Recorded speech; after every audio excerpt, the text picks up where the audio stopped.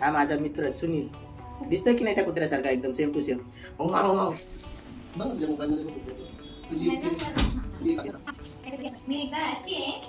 बघा हे बटन.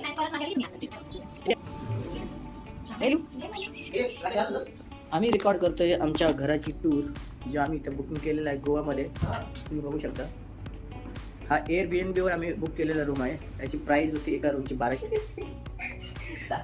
चला बाय.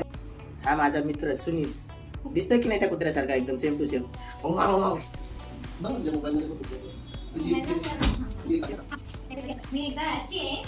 बघा हे बटन.